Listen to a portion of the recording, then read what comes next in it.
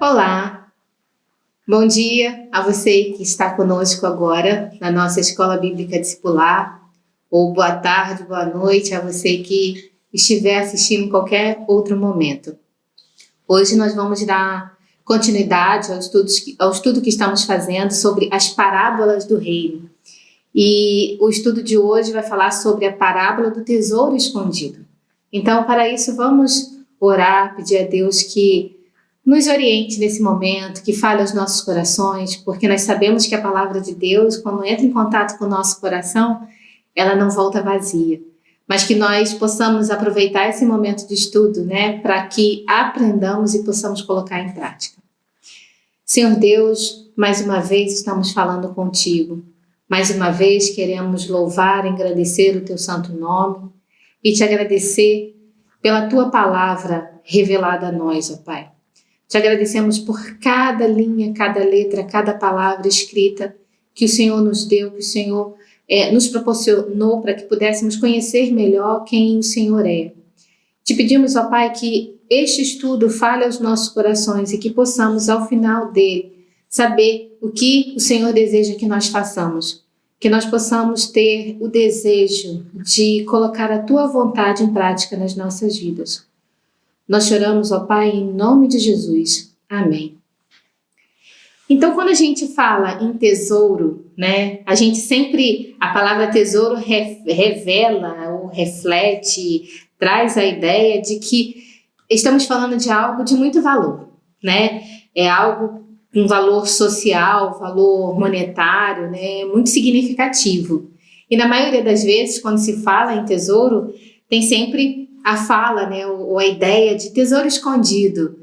E nessa ideia de um tesouro escondido, sempre se tem a sensação de que queremos encontrar. Quem não gostaria de encontrar um tesouro, né, cheio de barras de ouro, esses que a gente vê em filmes? Eu lembro, assim, para mim, um filme muito significativo quando se fala em tesouro são os filmes de Indiana Jones, né? Ele buscando aqueles artefatos lá antigos que valem, né? Ou valiam um valor muito grande. Outros podem também ter a ideia de filmes de pirata, enfim.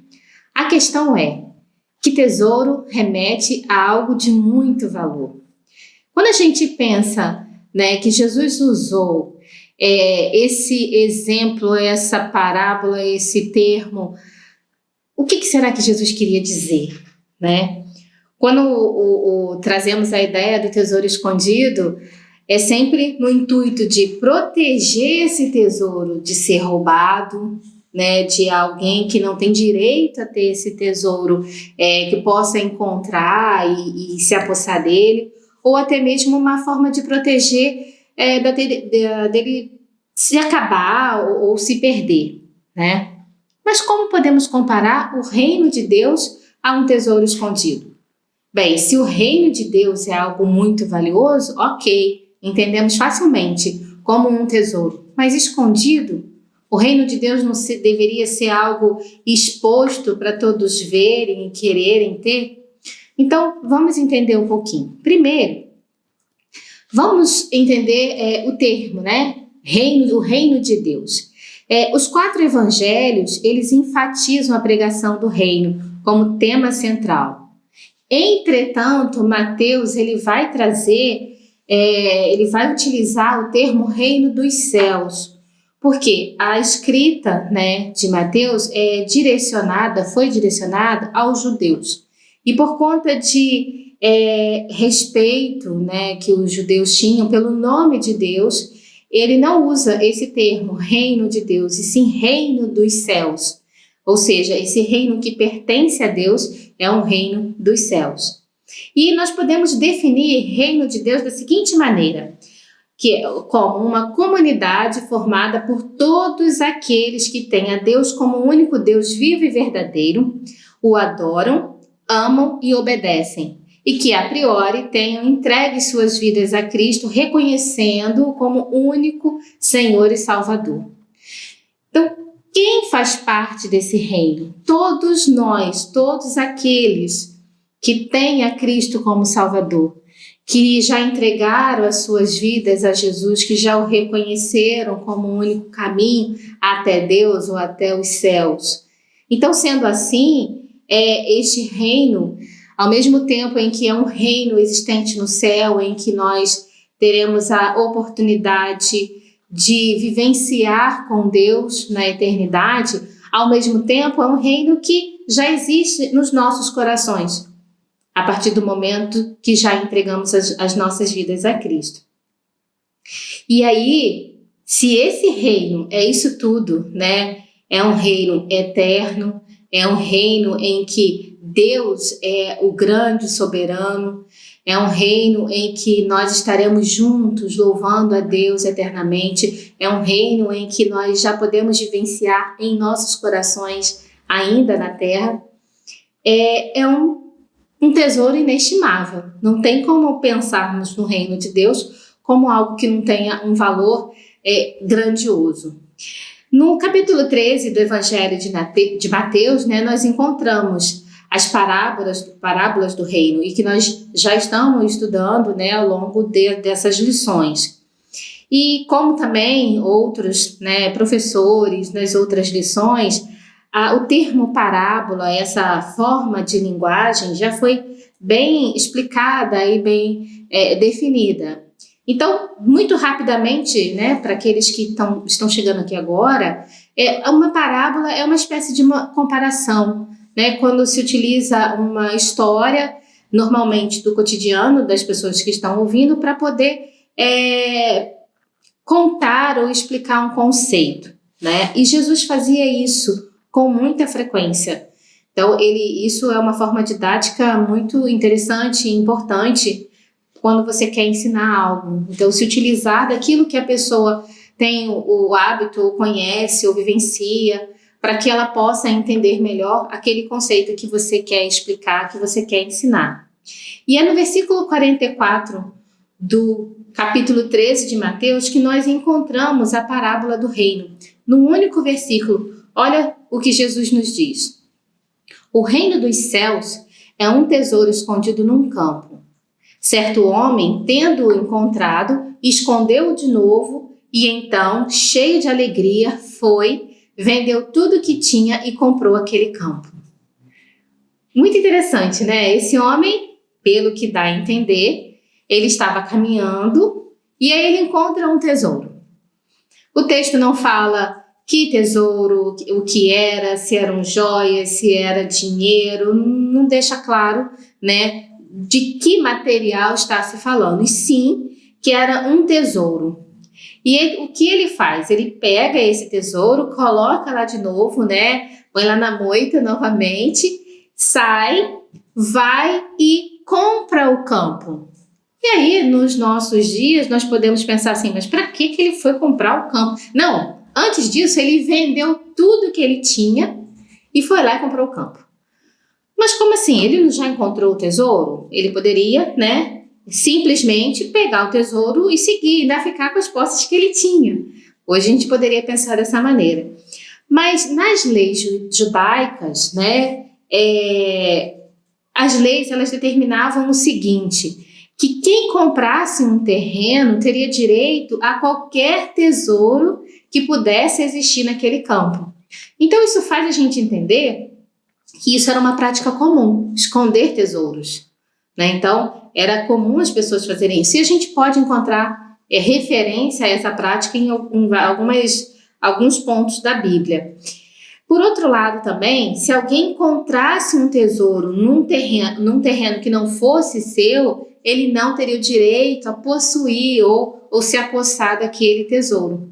Então, é isso que esse homem faz. Ele, conhecendo as leis, né, as leis da época, ele vai, como ele vê que aquele tesouro era tão valioso, ele vende tudo que ele tinha. Então, nós podemos imaginar que ou esse tesouro é realmente muito valioso ou ele não tinha muita coisa. O fato é que aqui no que importa não é o valor monetário desse tesouro, e sim o quanto aquele homem investiu tudo o que ele tinha para possuir aquele tesouro, né? Comprando aquele campo. Como eu disse, que a gente pode encontrar vários trechos na Bíblia, alguns trechos na Bíblia falando sobre isso. Um trecho interessante é encontrado em Jeremias 41. Naquele trecho da Bíblia, né, vem narrando a tomada de Judá, né, a tomada de Jerusalém e o quanto o povo foi levado cativo para a Babilônia. Então, o rei Nabucodonosor, ele nomeia Gedalias como governador de Judá e daqueles que ficaram como remanescentes ainda lá em Judá. Passado um tempo, né, Ismael, nomeado pelo rei dos Amonitas, ele tenta, né, invadir e se apossar, e a questão é que ele chega e começa a matar, né, quem estava na sua frente. E nesse episódio, alguns homens, eles chegam para poder proteger a própria vida, eles chegam para Ismael e dizem, olha, não nos mate, nós temos um tesouro. Isso está no versículo 8, diz assim, ó, mas 10 deles disseram a Ismael, não nos mate, temos trigo e cevada, azeite e mel escondidos no campo. Então, ele, Ismael, os deixou em paz e não os matou com os demais. O que a gente, né, isso aqui é só para a gente entender que era uma prática muito comum e que nesse exemplo, nesse trecho, nesse texto especificamente, o tesouro era o quê? Trigo, cevada, azeite e mel. Para aquele contexto, um tesouro, algo que eles precisavam proteger e guardar, né, para eventos futuros. E nesse caso, salvou a vida daqueles homens.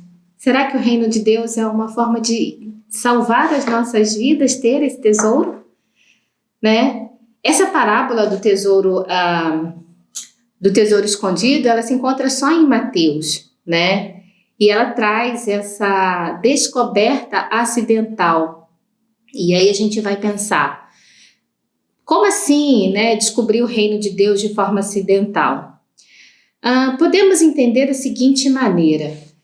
Quantas vezes alguns de nós, né, nos deparamos com a mensagem do Evangelho, né, nos acostumamos com a mensagem do Evangelho.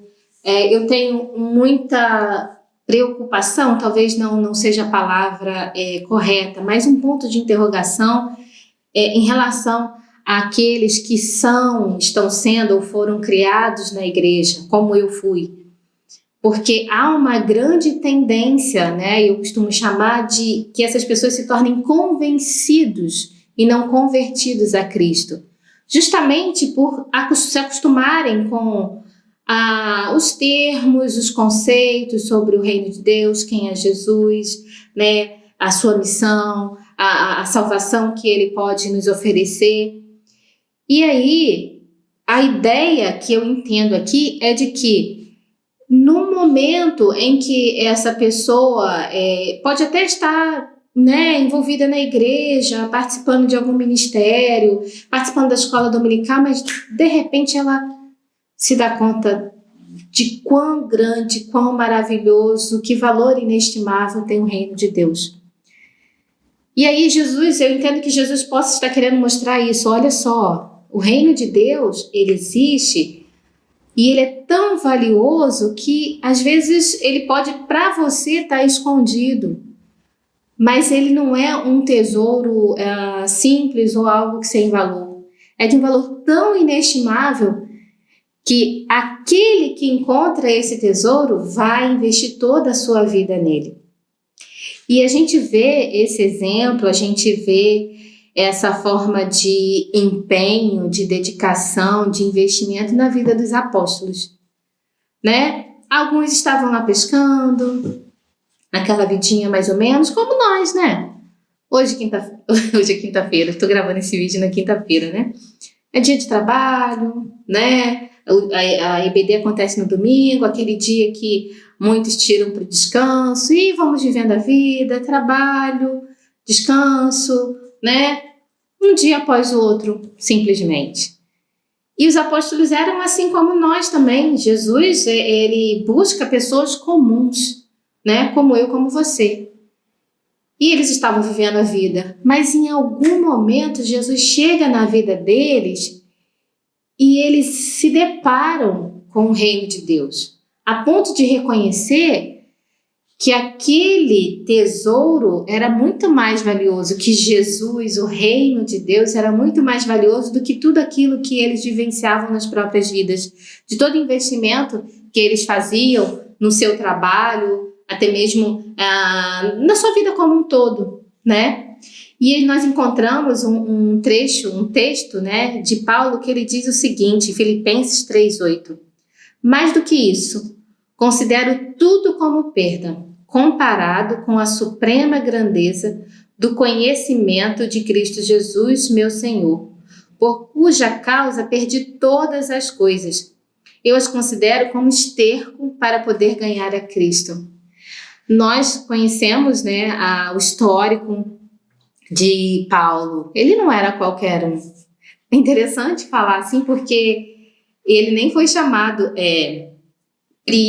prioritariamente, né, primariamente, como um dos apóstolos, né? Mas ele, então assim, ele era uma pessoa, né, proeminente na sua sociedade.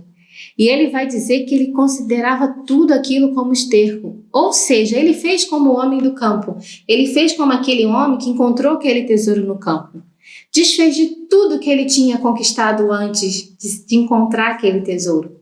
Nada daquilo mais tinha valor para ele. Ele desfez para investir no reino, para poder investir naquele tesouro, para comprar aquele campo.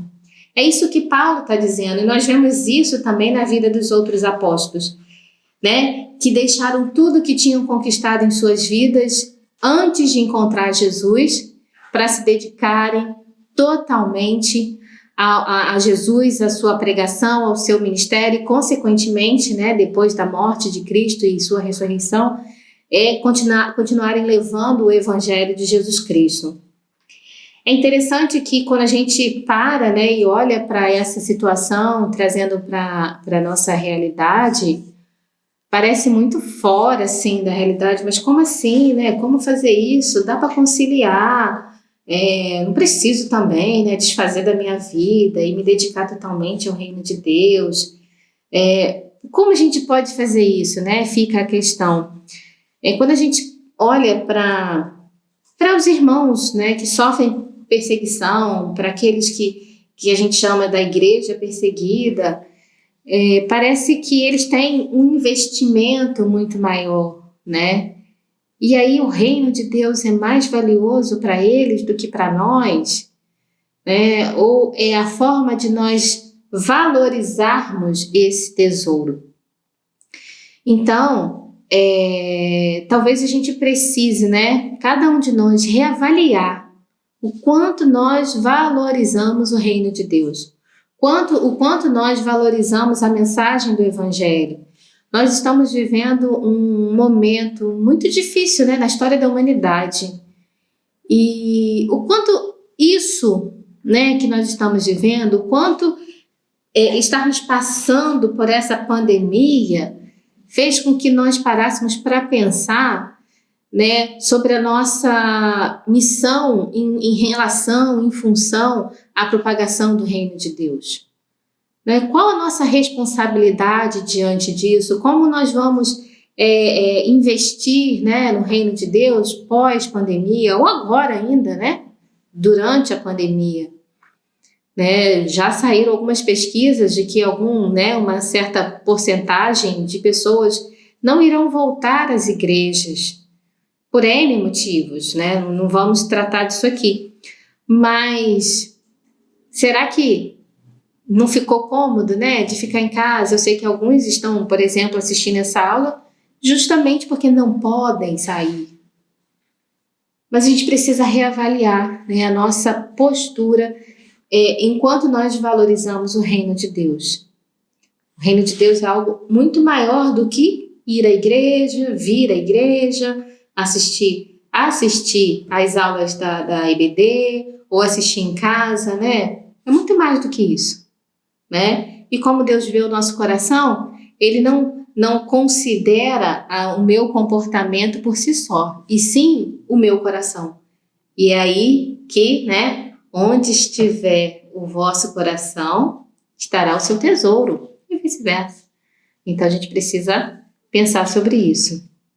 O quarto ponto que eu quero trazer para a gente conversar aqui é sobre essa grande verdade que Jesus quer nos ensinar, que não há nada mais valioso do que o seu reino. Nada, nada.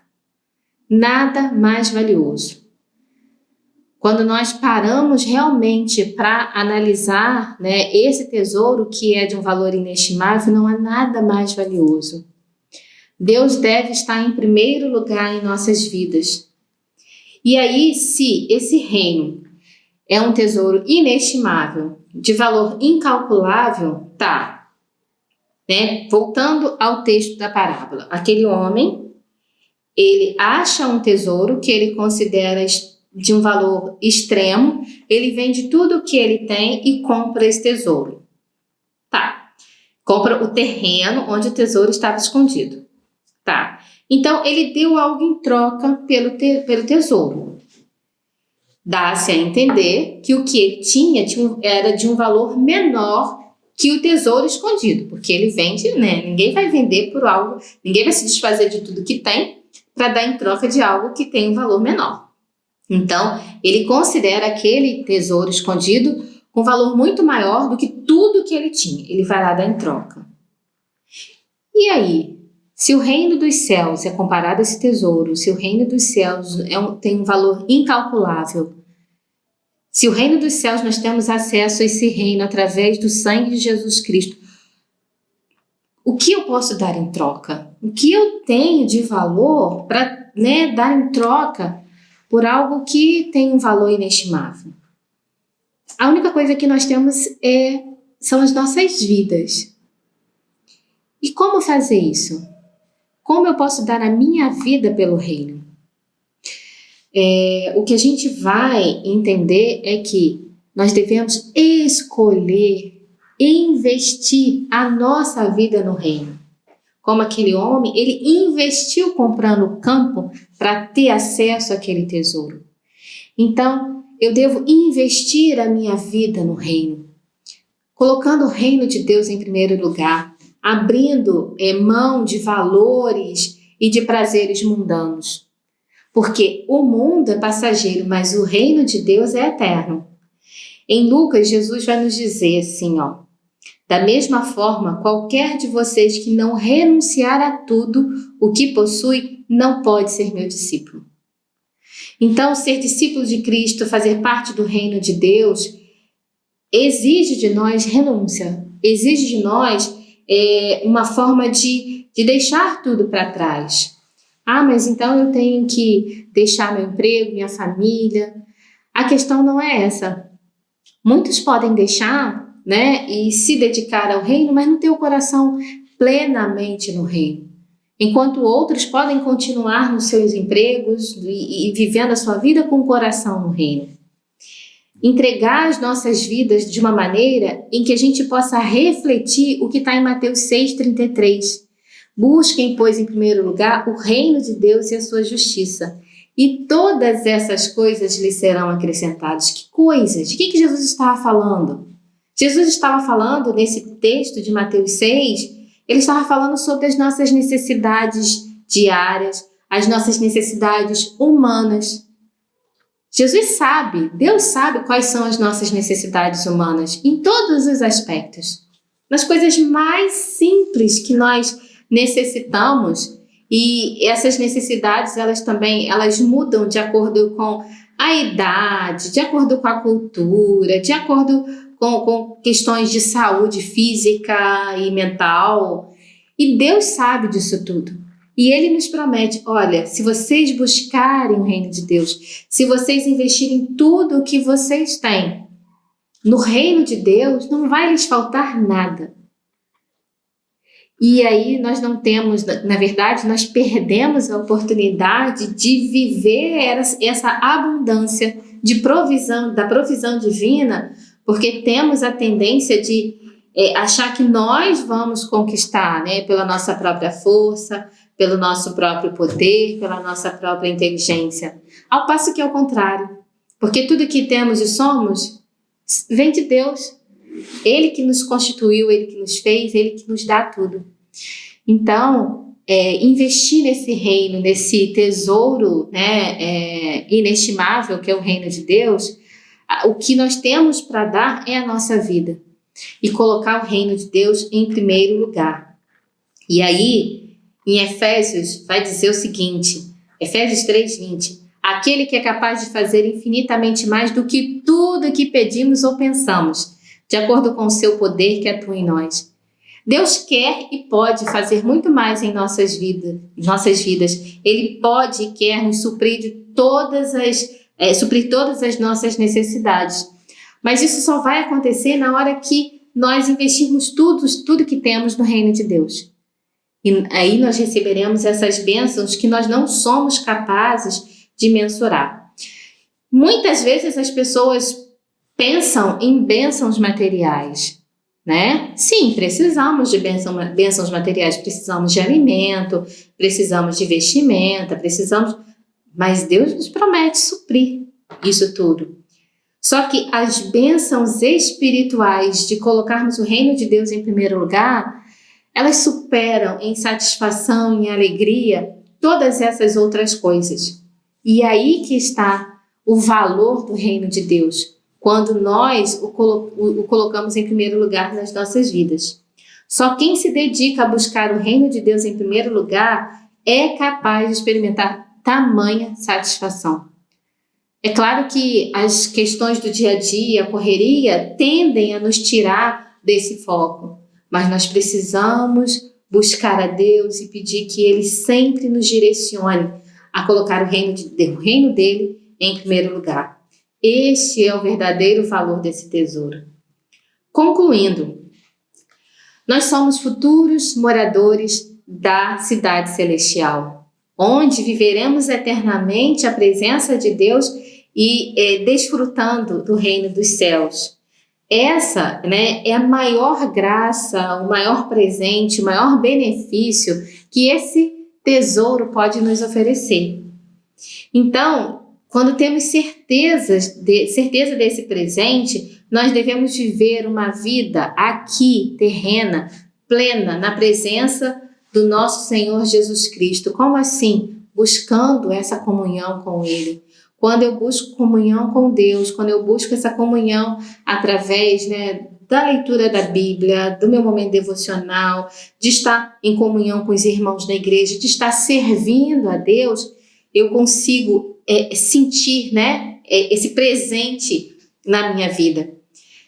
Também devemos estar convictos que se eu, em dado momento da minha vida, entreguei minha vida a Cristo, reconheci que sou pecadora, entreguei a minha vida a Cristo, aceitando Jesus como meu Salvador, eu preciso ter convicção de que eu vou viver, sim, eternamente nesse reino, na presença de Deus.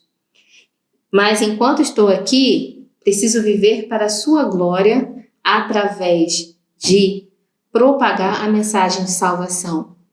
Né? Esse ponto é interessante porque às vezes alguns vão dizer, eu não sei como falar, mas existem várias formas de louvarmos a Deus, de adorarmos a Deus, propagar o seu evangelho, anunciando a mensagem de Cristo aos perdidos. Este deve ser o maior investimento e alegria das nossas vidas. Por quê? É impossível uma pessoa que encontra um tesouro não ficar alegre com esse tesouro, não regozijar com esse tesouro, não apresentar e contar esse tesouro às outras pessoas. Nós precisamos entender que o reino de Deus deve ser o nosso maior investimento e que ele não pode mais ficar escondido. Ele precisa ser apresentado às outras pessoas também. Que Deus nos abençoe, que nós possamos guardar essa palavra no nosso coração, ao mesmo tempo que possamos colocar em prática, que a nossa vida valha muito mais na presença de Deus, muito mais no serviço dele para a propagação do reino dele, do que para viver para este mundo. Que Deus nos abençoe.